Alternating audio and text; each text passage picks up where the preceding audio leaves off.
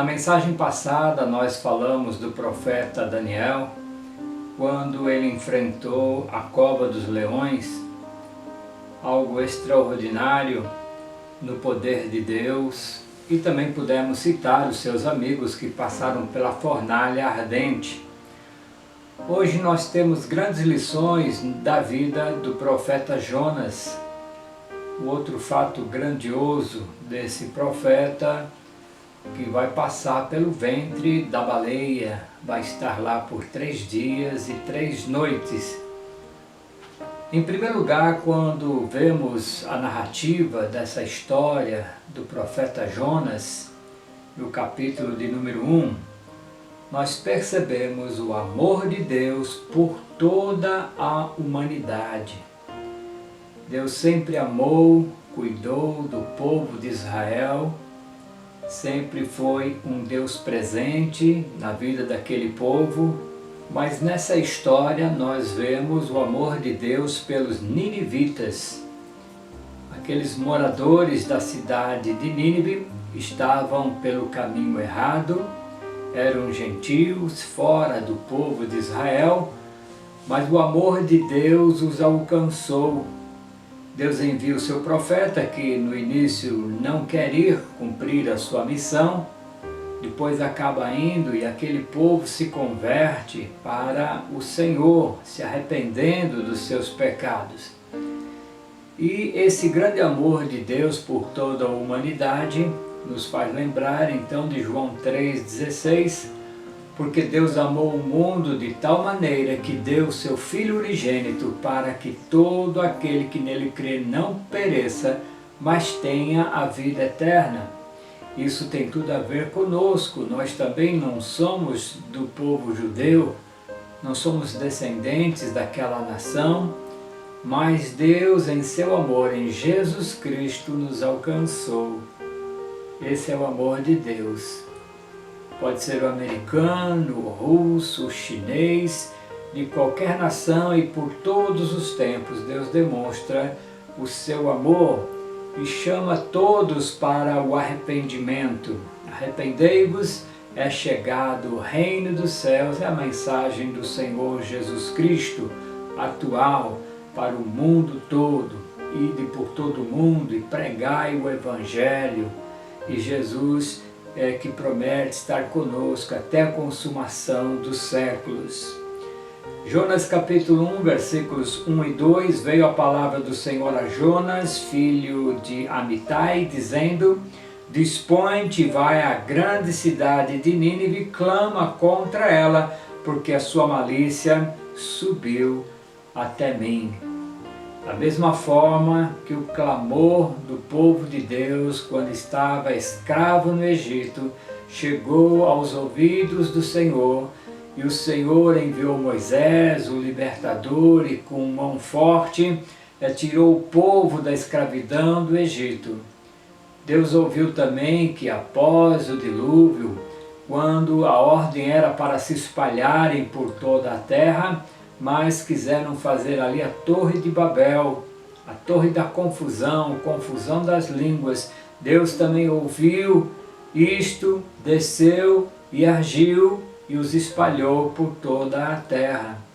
E aqui o caso é da cidade de Nínive, onde o pecado deles chegou até o Senhor e a sua malícia, a malícia deles ficou perante Deus, e o Senhor toma, portanto, essa atitude de enviar o pregador, de enviar o profeta, que estaria falando da parte de Deus, da parte do Senhor, para eles, para que se convertessem, para que Deus não fizesse mal àquela nação de 120 mil pessoas naquela época. Então nós vemos aí o amor de Deus por toda a humanidade. Em segundo lugar, a segunda lição que nós vemos nesse livro de Jonas: nenhuma pessoa jamais conseguirá fugir da presença de Deus. Foi isso que tentou Jonas, vocacionado, chamado por Deus. Ele não cumpre a ordem do Senhor para ir lá em Nínive ir pregar.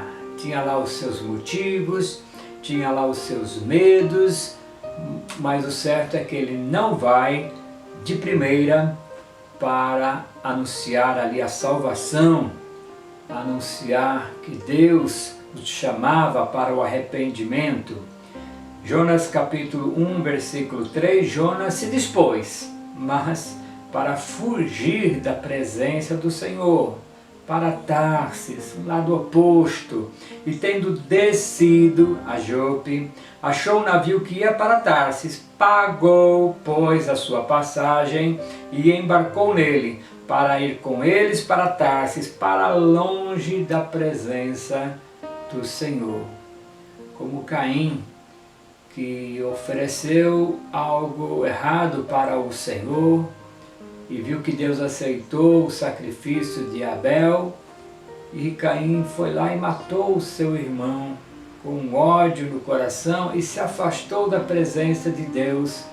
É a pior coisa que alguém pode fazer na sua vida, se afastar da presença do Senhor.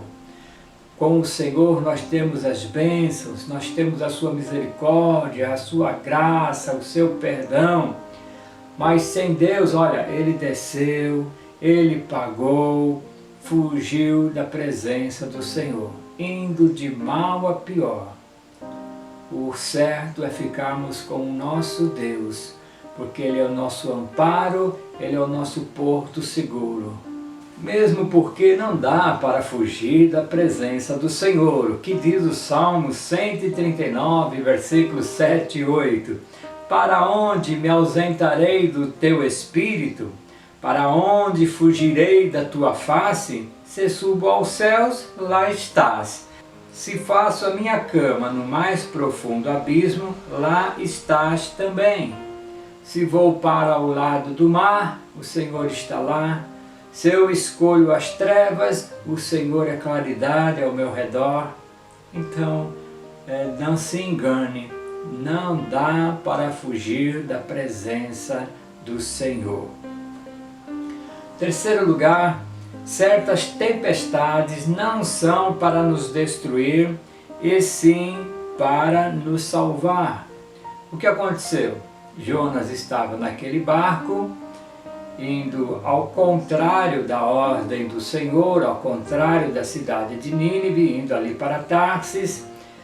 E o Senhor envia um mar tempestuoso contra aquela embarcação, e todos passam a temer o que vai acontecer, vamos afundar, vamos perecer, e Jonas está ali na tranquilidade, dormindo no fundo daquele barco. Mas essa tempestade não será para matá-los. Essa tempestade é um aviso de Deus, é uma demonstração de poder do Senhor. Não é, portanto, para destruição, e sim para salvação. E Deus permite muitas vezes tempestades nas nossas vidas, momentos difíceis, quando somos acometidos dos nossos medos, das nossas preocupações. Mas Deus está apenas nos provando. Quando são coisas erradas que fazemos, então Deus vem com a sua disciplina, mas é para o nosso bem, não é o fim de tudo. Antes, o Senhor agirá para nos salvar e sairemos fortalecidos dessa situação. Jonas capítulo 1, versículo 4. Mas o Senhor lançou sobre o mar um forte vento e fez-se no mar uma grande tempestade, e o navio estava a ponto de se despedaçar. Qual marinheiro, qual comandante, qual tripulante, qual passageiro não sentiria um grande medo, um receio enorme nessa situação? Eu fico a imaginar uma pequena embarcação com um mar revolto que apareceu do nada. O Senhor foi quem mexeu ali no mar para que isso acontecesse. Mas não era para a destruição. Ninguém morreria nessa circunstância. Em quarto lugar, olha só, quando nos afastamos dos planos de Deus, levamos outras pessoas ao sofrimento. Nós passamos a ser uma bomba ambulante, fazendo mal também para outras pessoas. Jonas 1, 5 e 6, então os marinheiros, cheios de medo, clamavam cada um ao seu Deus e lançavam ao mar a carga que estava no navio para o aliviarem do peso dela.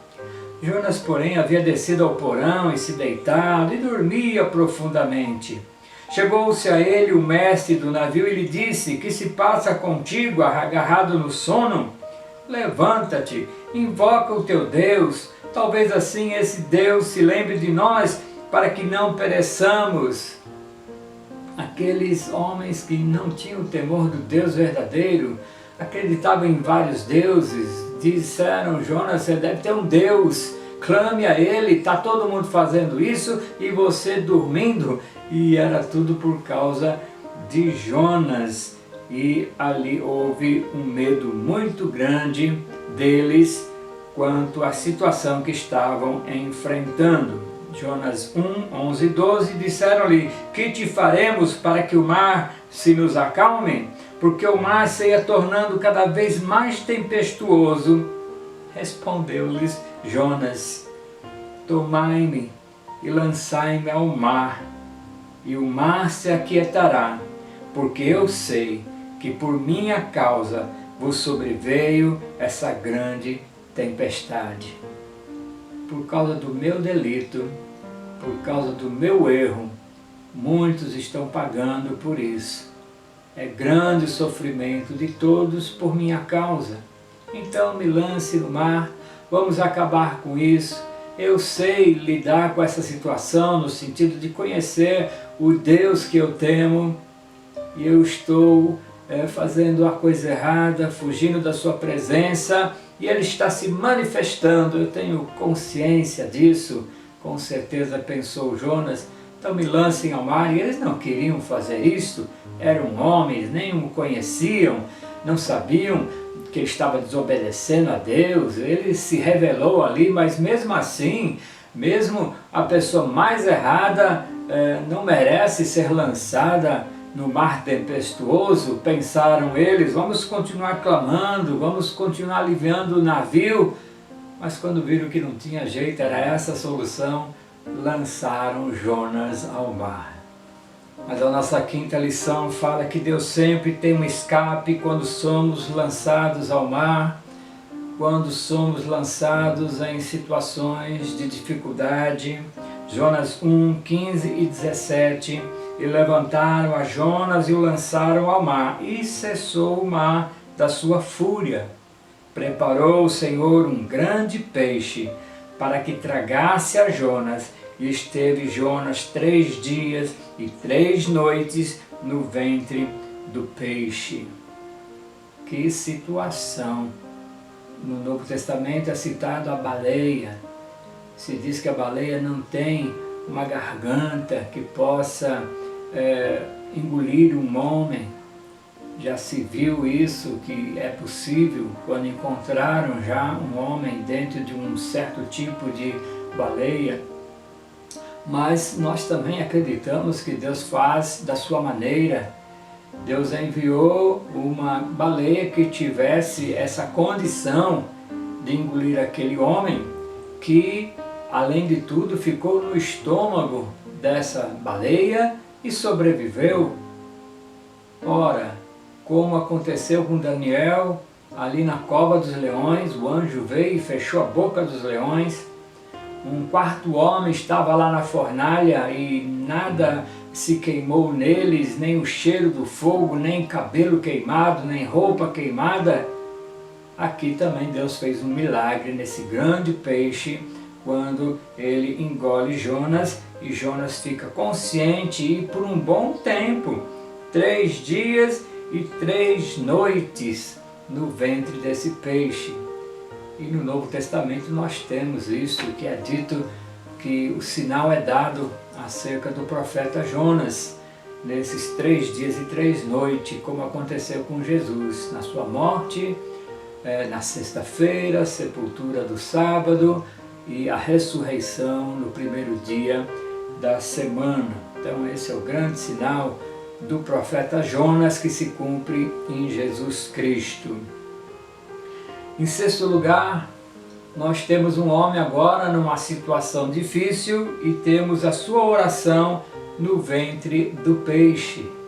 Quando se está longe de Deus, não se busca Deus, não se conversa com Deus, não se vai na sua palavra, mas agora ele sentiu, a minha falta é muito grande, a minha transgressão contra o Senhor, e eu conheço o Senhor, eu sou um profeta do Senhor, eu não gostei desta missão, mas eu amo o meu Deus, eu vou clamar a Ele, vou me arrepender diante dEle. E Jonas ora ali do ventre daquele peixe, Jonas 2, 1 e 2. Então Jonas do ventre do peixe orou ao Senhor seu Deus e disse: na minha angústia clamei ao Senhor, e Ele me respondeu. Do ventre do abismo gritei, e Ele me ouviu a voz. Se estivermos no caminho errado, nunca é tarde para buscar ao Senhor e clamar por Ele, arrependido, Ele nos ouve e nos estende a mão. E se por circunstância, como Daniel, fazendo tudo certo, como o próprio Jesus, correto diante de Deus e dos homens, vai ali para a cruz. E Jesus também clamou lá no Getsemane: Pai, afasta de mim esse cálice, mas não seja feita a minha vontade, e sim a tua. Daniel orava 3 vezes ao dia. Então a oração sempre estará na vida do crente, no caminho errado para voltar para o Senhor, no caminho certo para pedir a graça e a misericórdia e a libertação do nosso Deus. Assim devemos fazer sempre. Sempre haverá o clamor, sempre haverá de buscarmos ao Senhor nas nossas angústias, nos nossos medos, até mesmo nos nossos deslizes, nos voltarmos para Deus. Se confessarmos os nossos pecados, Ele é fiel e justo para nos perdoar o pecado e nos purificar de toda a injustiça. A 7ª lição que nós aprendemos: Deus sempre está disposto a nos conceder uma segunda oportunidade. Esse Deus é misericordioso, as suas misericórdias não têm fim, se renovam a cada manhã. E aqui nós nos lembramos da história de Pedro, que negou ao Senhor Jesus Cristo, mas o Senhor deu essa segunda oportunidade para ele. Nós também caímos, nós também erramos e podemos dizer que Deus nos dá uma segunda, uma terceira, uma quarta oportunidade, porque Deus é amor, Ele ama você, Ele ama a mim. Aquele filho pródigo que voltou arrependido, voltando aí para os braços do Pai, o Pai o recebeu em amor, devolvendo tudo que ele tinha, tendo agora de volta ali o seu Filho amado. Esse é o nosso Deus. Nós é que somos os pecadores, os errados, nós é que nos esquecemos de Deus, nós que muitas vezes abandonamos a comunhão com o Senhor, mas Ele nunca faz isto conosco. E Jonas 3, de 1 a 3, veio a palavra do Senhor, segunda vez a Jonas, dizendo: dispõe-te, vai à grande cidade de Nínive, proclama contra ela a mensagem que eu te digo. Levantou-se, pois, Jonas e foi a Nínive, segundo a palavra do Senhor. Ele aproveitou muito bem essa segunda oportunidade que Deus lhe deu. E ele foi e proclamou a mensagem de salvação para aquela cidade de Nínive. A 8ª lição: qualquer pessoa pode experimentar uma restauração, desde o rei até o súdito, desde o maior até o menor, um povo, outro povo, as nações.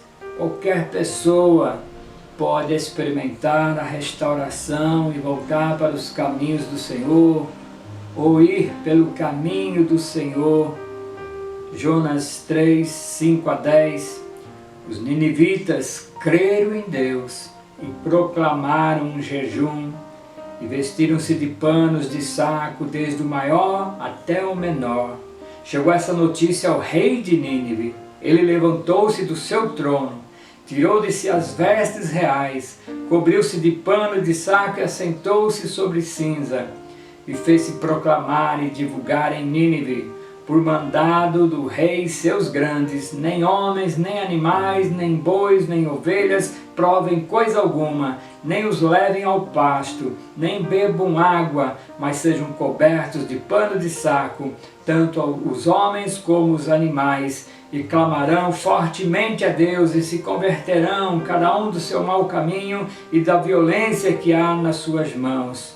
Quem sabe se voltará a Deus e se arrependerá e se apartará do furor da sua ira, de sorte que não pereçamos? Viu Deus o que fizeram, como se converteram do seu mau caminho, e Deus se arrependeu do mal que tinha dito lhes faria, e não o fez. Deus sempre dá uma oportunidade, Deus dá uma segunda chance, Deus sempre está de braços abertos, esperando para que corramos para Ele, e só depende de nós termos esse coração convertido para o Senhor. E se o mal que nós passamos, as preocupações que temos, são pelas circunstâncias da vida, o nosso clamor também é esse, e o amor de Deus também nos é dado para nos dar o livramento. Até aqui tem nos ajudado o Senhor, grandes coisas Ele tem feito por nós, estamos alegres, felizes por isso. A Deus toda a honra, toda a glória. Em último lugar, uma nona lição, a lição que o Senhor dá ao profeta. Deus sempre ensina.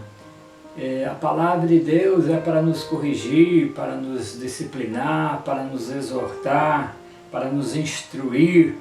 Então, Jonas 4,6 diz que o Senhor fez nascer uma planta, e essa planta veio sobre a cabeça de Jonas e aliviou ali o calor, aliviou ali a força do sol sobre ele, e ele ficou muito contente e ficou ali descansando, tranquilo, gostando daquela situação.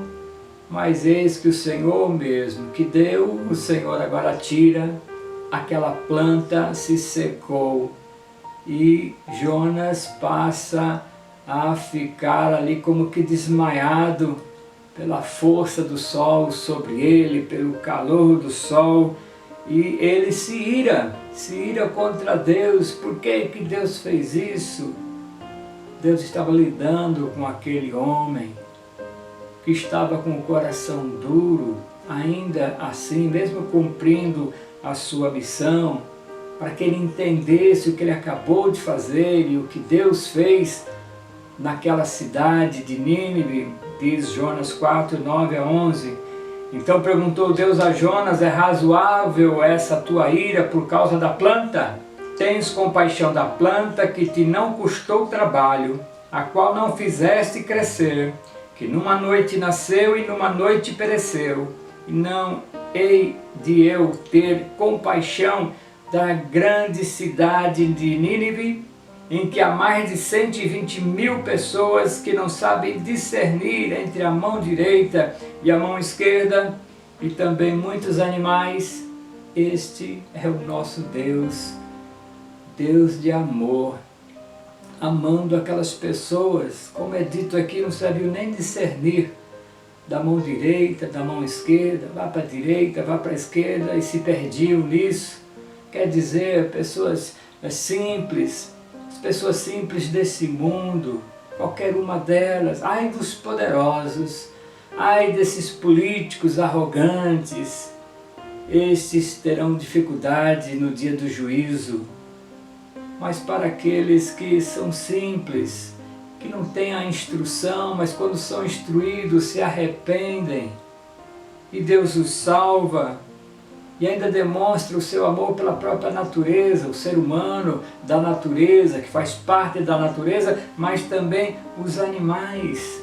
Até mesmo os animais foram poupados pelo Senhor na conversão daquelas pessoas. Deus poupou a vida humana, Deus poupou a vida animal, porque houve conversão. Irmãos, aqui também a lição é muito grande para nós, quando nós damos mais valor ao carro que temos, à casa que temos, aos bens que possuímos e desprezamos o nosso semelhante. A Bíblia fala assim para termos cuidado dos domésticos da fé. Nós preparamos uma cesta, nós nos ajudamos, estamos sempre em oração uns pelos outros, mas nunca se diz para desprezarmos o nosso semelhante, o nosso contrário, que pensa diferente, que tem atitudes que nós não gostamos, não apreciamos. Deus quer salvar a todos e Deus quer até nos usar para isto. Então seja uma bênção, que os outros ao seu redor sejam abençoados, porque você é um servo fiel. No primeiro chamado de Deus, seja lá para cumprir qual missão for, diga: eis-me aqui, Senhor, envia-me a mim. A exemplo de Isaías, quando teve também de ser purificado no seu falar, atenaz colocado ali, porque ele confessou: sou de impuros lábios, mas Deus foi misericordioso para com ele também. Olha só os profetas, nestas situações difíceis, diante do Todo-Poderoso, ninguém prevalece. Somos todos fracos, frágeis, pecadores, e que o Senhor tenha misericórdia de nós, que estejamos indo para Ele, nesse pedido de perdão, nos arrependendo dos nossos pecados, e se for pela angústia, pela dor, pela aflição, de qualquer coisa que esteja lhe acontecendo, saiba que devemos clamar ao Senhor e Ele estenderá a sua mão poderosa para nos auxiliar. Que Deus abençoe a sua vida, que a lição de Jonas possa calar fundo no seu coração, para que você enxergue esse Deus maravilhoso que nós servimos.